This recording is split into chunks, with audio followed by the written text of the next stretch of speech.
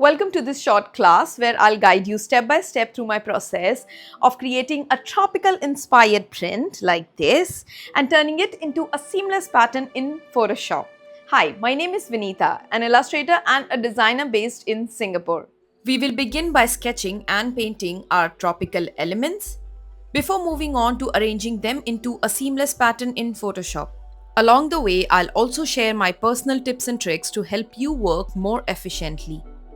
I have attached the list of tropical elements and the reference images in the resource section of this class.